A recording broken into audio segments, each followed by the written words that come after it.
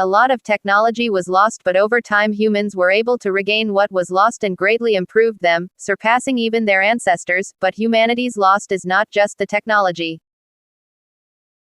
No, the humans also lost one of the biggest advantages of being human, fertility. For some reasons humans are showing symptoms of infertility, and during the last 200 years it only becomes apparent. More and more couples are unable to produce a child, so 150 years ago the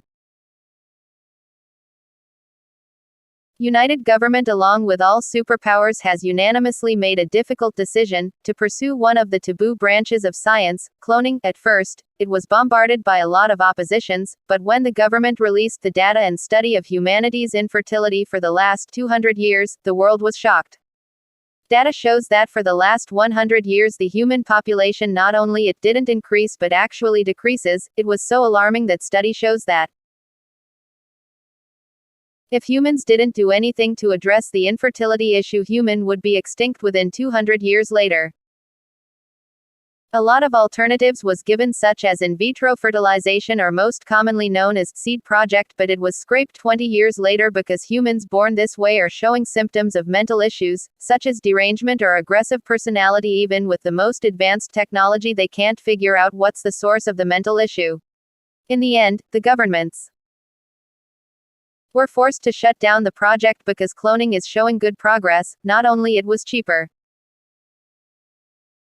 NMVPQFR Himru L Lumjer FRW Kurofi NZMGIU QAU User LVMJ Nyeschel ARVPQFR Aruiauru FRTNBW Lamimu Ovu MRIWTMJR Ladu LVPQFR Himru VFLFLVMZO Iadu LNFR Hixud Omarfopfi GMZRVPQFRL. But because of cloning, the term family is beginning to lose its value. Even after more than 70 years, a clone is still not accepted in most communities, especially the religious community. It strongly rejects the government cloning project and did not accept any clone in their community. The radial city where Ark and his family lived is an exception. It's an open city where clone or human mutant is accepted without being discriminated against. Jorge Ferdinand Radial, the founder of Radial City, he once stated that to him any human, whether it's a clone or a mutant, is still a human. He also said that what makes human a human is not our genes or how we are born, but it's the principle to accept and to love others unconditionally, or what makes us human. Using his fortune that his family was able to amass over the past 6 generations, he founded a city near the wasteland, near enough to be able to take advantage of the rich abundance of material the wasteland was able to offer, but far enough to be safe from radiation. A lot of people thinks he was crazy, and even his own family thinks the same. They said that it was a fool's dream. But Jorge was not discouraged. In fact, it only fuels him to prove himself. He strongly believes that he was building a future, one that everyone will be accepted, and true enough, 50 years later he was correct. In the last 50 years since the founding of Radial City, it becomes the center of commerce in the southern part of United Governments, and countless people visit it every year to trade or to simply experience the open city able to provide. Ark check his mobile phone and look for anything interesting such as games or latest trend, but after few minutes he lost interest, and only his annoyance increase. He still can't fall asleep. It's like he was on drugs or something. His body wants to rest but his mind wants to party.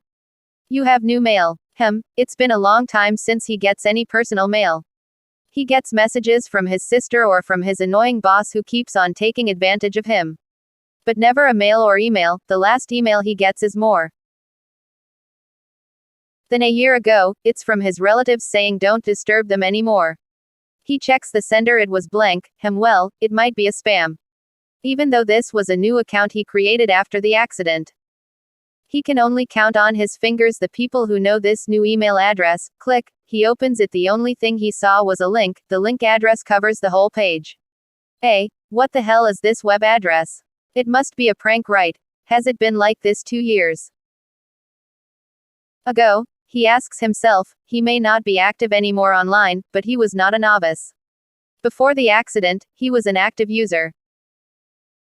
He was an active member of many forum and he was even a moderator in one of them, though he left all of those things behind 2 years ago. It's not long enough for many things changes to happen. Normally he will just ignore it. A shady website is full of virus and worm that preys on any new user, though the human technology has advanced during the couple